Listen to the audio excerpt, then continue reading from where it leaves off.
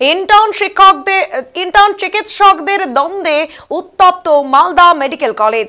24 ঘন্টা ধরে মেডিকেল কলেজের অধ্যক্ষকে ঘেরাও করে বিক্ষোভ জুনিয়র চিকিৎসকদের একাংশের।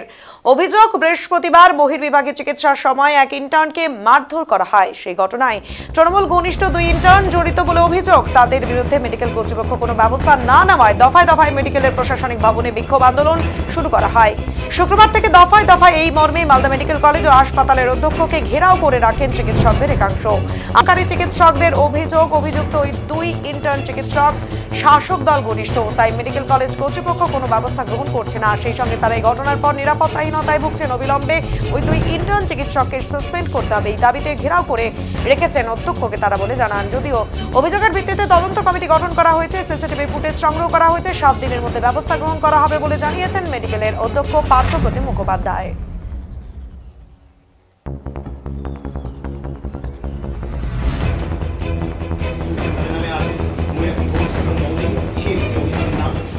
সেই চড়া হয়, তারা তাকে রুমে নিয়ে গিয়ে মাটিতে ফেলে বাধ্য করে। সেই ঘটনার বিচার চেয়ে ঘটনার স্বচ্ছ তদন্ত, পক্ষপাতহীন তদন্ত এবং রাজনৈতিক অঙ্গুলি বিধরণে যাতে তদন্ত প্রভাবিত না হয়, সেই বিচার চেয়ে অভিযুক্তের বিরুদ্ধে দৃষ্টান্তমূলক শাস্তি চেয়ে ডুবে যতক্ষণ না আমরা সেই শাস্তি আদায় করে দিতে পারছি। থেকে 2 জন প্রতিনিধি গিয়ে দেখেছে, সিসিটিভিতে দেখা গিয়েছে যে প্রথমত আজকে এই অবস্থান কাল থেকেও আমরা দেখছি, এখনো অবধি কি সুবিচার পাননি বা কেন এই আজকের এই অবস্থান করতে হচ্ছে? একদম কোনো সুবিচারই পাইনি। আমরা কাল দুপুর 3টের থেকে অবস্থান চালিয়ে যাচ্ছি, যার মোটামুটি 8-9 ঘন্টা পরে আমাদেরকে এত বলার পরে যে সিসিটিভিটা দেখার জন্য অ্যালাউ করা হয়, সেখানে আমাদের প্রতিনিধিরা যায়।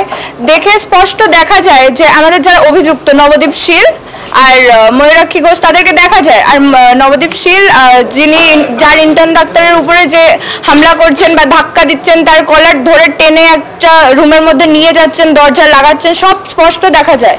সব কিছু প্রমাণ হাতের সামনে থাকার সত্ত্বেও কোনো এখন অবধি অ্যাকশন নেওয়া হয়নি। তাদেরকে ডাকা হয়েছিল, তারা ভিতরে ছিল, কিন্তু তাদের এগেনস্টে কোনো অ্যাকশন নেওয়া হয়নি।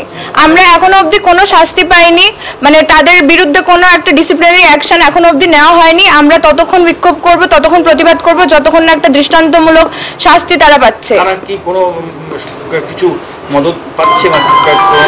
তাদেরকে আমরা জানি যে তারা প্রিভিয়াসলি তৃণমূল টিএমসি ঘনিষ্ঠ ছাত্র তারা, আর তাদের বিরুদ্ধে আগেও অনেক থ্রেড কালচারের অভিযোগ ছিল।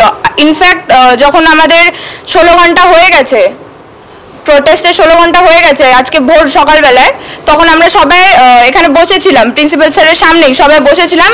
আর স্যাররা বারে বারে চেষ্টা করছেন যে তাদেরকে সেফলি বাইরে বের করে দেওয়ার, যেন কি তাদের লাইফের আমরা থ্রেটেন করছি এরকম করে তারা যাতে বেরিয়ে যেতে পারে, তার বারবার করে ব্যবস্থা করে দেওয়ার চেষ্টা করছে। শেষ পর্যন্ত কি হলো, ওরা যারা এসেছিল নবদ্বীপ শীল, ময়ূরাক্ষী ঘোষ আর তাদের বন্ধুবান্ধব কিছুজন এসেছিল, তারা জোর করে আমরা যারা বসেছিলাম কিছু জনের গায়ে ধাক্কা দিয়ে, তাদের উপরে পা চাপা দিয়ে, একজন জুনিয়র, ফার্স্ট ইয়ার জুনিয়রের গলায় কুনুই করে দরজার সাথে ধাক্কা দেওয়ার পরে থ্রেট দেওয়া হয়েছে যে তোদের মুখ দেখে রাখছি, সবাইকে চিনে রাখছি। নেই, নিরাপত্তা কোথায় আছে? যদি নিরাপত্তা থাকতো এরকম করে থ্রেট দিয়ে কেউ যেতে পারতো না, তাও প্রিন্সিপাল স্যারের সামনে।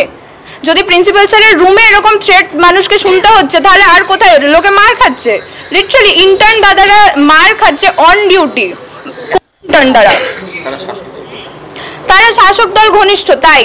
আর তারা এই আশকারা পাচ্ছে, তাদেরকে পুষে রাখা হচ্ছে, তাদেরকে আরো মানে এইসব বিহেভিয়ার গুলোকে যতদিন না কারেক্ট করা হচ্ছে, যতদিন না ডিসিপ্লিনারি অ্যাকশন নেওয়া হচ্ছে, তারা এসব করার আরো সাহস পাচ্ছে। তার জন্য আমার নাম পৃথা রয়, 3rd ইয়ার MBBS স্টুডেন্ট।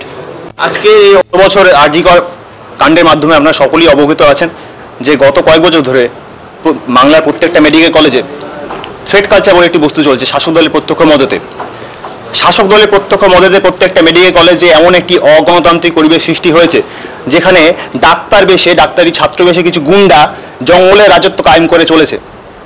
সেই জঙ্গলের রাজত্ব কায়েম করার ফলে, সেই পরিবেশ সৃষ্টি হওয়ার ফলে তারই অনিবার্য বহিঃপ্রকাশ এই ঘটনা, একটা অন ডিউটি ইন্টার্নকে মারধর করার ঘটনা। এবং সেই ঘটনার বিচার চেয়ে দোষীদের দৃষ্টান্তমূলক শাস্তির দাবিতে আমরা আজকে অবস্থান করছি। যতক্ষণ না আমাদের দাবি আদায় হচ্ছে আমাদের অবস্থান চলবে। অভিযুক্তের নাম ময়ূরাক্ষী ঘোষ এবং নবদ্বীপ শীল, এবং এরা তৃণমূল ছাত্র পরিষদের সক্রিয় কর্মী। কেন এখনো বিচার? আমরা দেখেছি যে বিভিন্নভাবে বিভিন্ন পথে কলেজ কর্তৃপক্ষ বিচার প্রক্রিয়াকে বিলম্বিত করতে চাইছেন।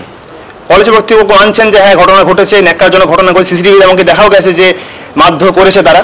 তা সত্ত্বেও বিভিন্ন অজুহাতে কলেজ কর্তৃপক্ষ নিজের দায়িত্ব এড়িয়ে কখনো পুলিশের উপরে, কখনো তদন্ত কমিটির উপরে, কখনো অনির্দিষ্ট ভবিষ্যতের উপর ছেড়ে দিয়ে বিচার প্রক্রিয়াকে বারবার বিলম্বিত করতে চাইছেন।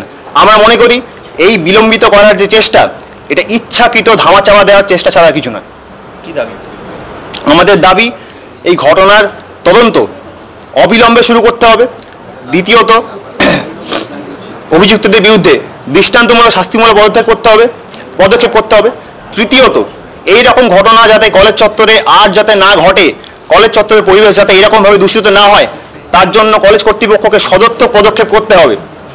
চতুর্থত, এই ঘটনা তদন্ত যাতে কোনো বহিরাগত রাজনৈতিক প্রভাবের দ্বারা প্রভাবিত হয়ে গিয়ে চালিত না হয়, সেইটা সুনিশ্চিত করতে হবে।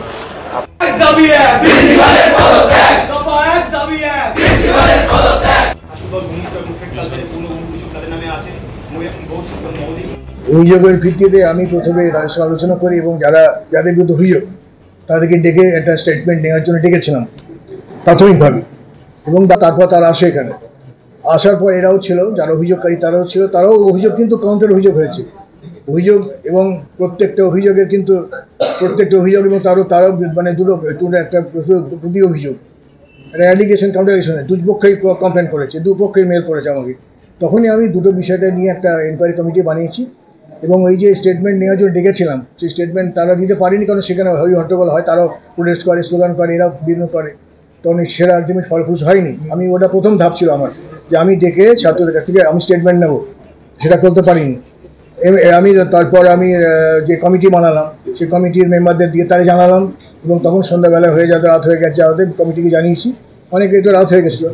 তারপর তারা জেনেছেন, জানার পর তারা বসবেন এবং শুরু করবেন কাজ।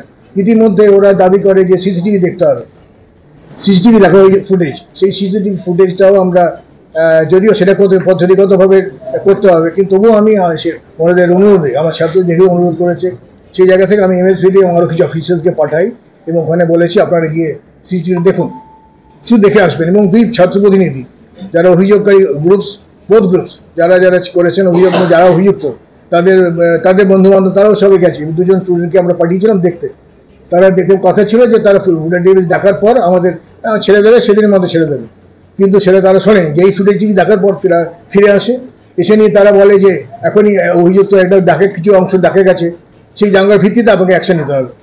কিন্তু আমি তখন তাদের বোঝাই যে ওইভাবে হবে না, আমাকে পুরো এটার সিসিটিভি ফুটেজ একটা অফিসিয়ালি রেখে ডকুমেন্ট নিয়ে তারপর আমাকে এনকোয়ারি কমিটির সামনে বিষয়টা, এনকোয়ারি কমিটি যা বলবেন রেকমেন্ডেশন, তারপর আমি অ্যাকশন নেব। এই পদ্ধতি করার জন্য আমি 7 days, আমি যে কমিটি বানিয়েছি সেটা 7 দিন টাইম দিয়েছি, উইদিন 7 days রিকোয়েস্ট করেছি, অর্থাৎ আজকে ছুটি পড়ে গেছে। তো আমরা চাইছি যে হয়তো সোমবারের মধ্যে হবে, কিন্তু এই সময়টুকু তারা দিচ্ছেন না। তাদেরকে অনুরোধ করছি, যে ছাত্রদের অনুরোধ করছি তারা এই সময়টুকু দেবেন, এর মধ্যে আমাদের তো কাজ করতে হবে। মূলত অভিযোগটা কি ছিল? মূল অভিযোগ ছিল একজন ইন্টার্নকে আরেকজন ইন্টার্ন মেরেছে, এটাই মূল অভিযোগ। কিন্তু যার মানে ভিত্তিটা হচ্ছে যে ইন্টার্ন অভিযোগ করছে তার বিরুদ্ধে অভিযোগ হচ্ছে সে আরেকজন ইন্টার্নের কাছে ফোন কাড়াকাড়ি করে তার মাথায় একটা আঘাত করেছে এবং চুল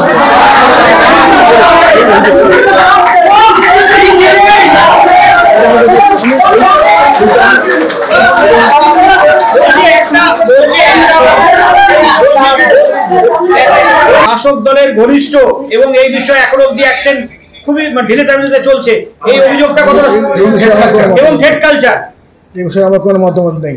আমি এখানে অভিযোগের ভিত্তিতে আমি প্রথমে